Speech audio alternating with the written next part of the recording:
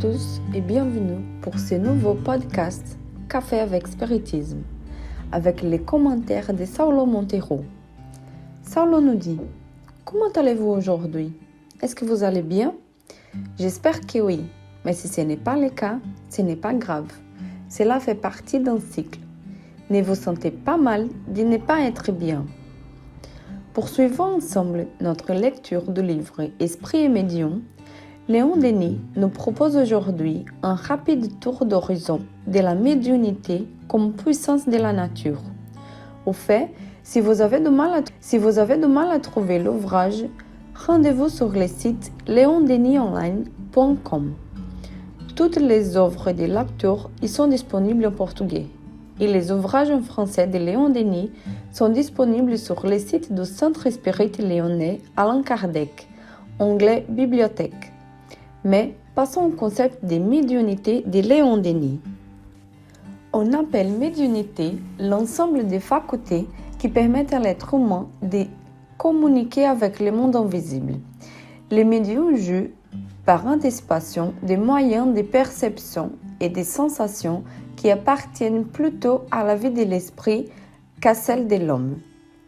Remarquez que s'abreuvant à la fontaine de l'œuvre d'Allan Kardec, Léon Denis rappelle que les médiums sont ceux qui entrent directement et systématiquement en contact avec les morts. Que nous utilisons le mot médium aussi pour caractériser les sujets qui perçoivent une légère inspiration, par exemple, il est conceptuellement réservé à ceux qui perçoivent les esprits et communiquent fréquemment avec eux.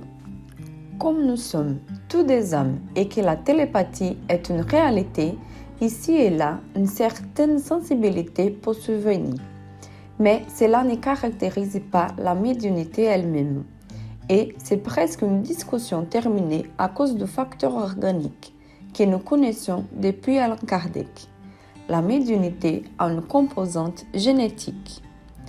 Tout au long de la vie de l'esprit, les expériences les plus diverses lui sont proposées et on imagine que d'époque en époque, d'un lieu à l'autre, probablement, tout le monde passe par l'expérience médiumnique, ce qui signifie pour l'esprit un entraînement de sa sensibilité extracorporelle. Léon Denis résume cette idée ainsi. Au moyen de la médiumnité, un lien a toujours existé entre les deux mondes.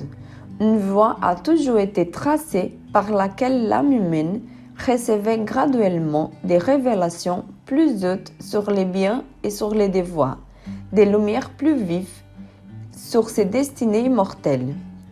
Toute extension de perception de l'âme est un acheminement vers une vie plus ample et plus haute, une issue ouverte sur un plus vaste horizon.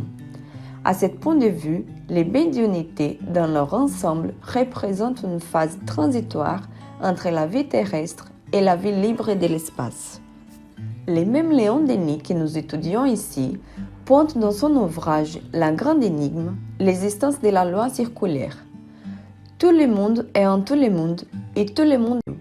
La créature médium faisant le canal avec la spiritualité se spiritualise elle aussi et commence, sans puritanisme ni hypocrisie, à faire ses légitimes exercices de croissance. Nous trouvons ainsi une première grande fonction pour la médiumnité, l'entraînement de la sensibilité.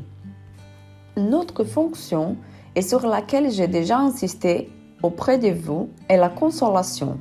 Quand nous disons que le spiritisme est le consolateur, nous ne pouvons plus nous occuper exclusivement de l'évangile de Jésus. Nous avons là une éthique en débat, un modèle de comportement enseigné par Jésus. Et le spiritisme transcende cela. La consolation est dans la communication avec nos morts. La consolation est dans la méthode spirite de se mettre en relation avec le monde invisible. La portée de la mort et de la morale présentée dans l'évangile de Jésus est indiscutable. Mais la consolation réside dans la médiumnité, dans les phénomènes. Donc, voyons les tests de Léon Denis qui nous montrent ceci. Ainsi, la médiumnité bien exercée devient une source de lumière et de consolation. Par elle, ces voix dans nous nous disent écoutez nos appels. Vous qui cherchez et pleurez, vous n'êtes pas abandonnés. Nous avons souffert pour établir un moyen de communication entre votre monde bleu et notre monde des souvenirs. La médiumnité ne sera plus asservie, méprisée ou nie, car les hommes ne pourront plus la méconnaître. Elle est le seul lien possible entre les vivants et nous, que vous appelez les morts. Comme nous le savons, nous ne parlons pas de la médiumnité comme une propriété du spiritisme, car nous pensons qu'elle est une loi naturelle qui touche les êtres humains sur n'importe quel continent, et quel qu'il soit leur genre ou la couleur de leur peau. Léon Denis propose un objectif très élevé pour que les choses se passent ainsi. Il dit: l'âme humaine apprendra à connaître les ombres et les splendeurs de l'au-delà, et dans cette connaissance, elle trouvera un apaisement à ses douleurs, une source de force dans les épreuves et devant la mort. L'âme humaine apprendra à connaître les ombres et les splendeurs de l'au-delà. Je vous souhaite une très belle journée avec beaucoup de paix et jusqu'au prochain épisode des Cafés avec Spiritisme.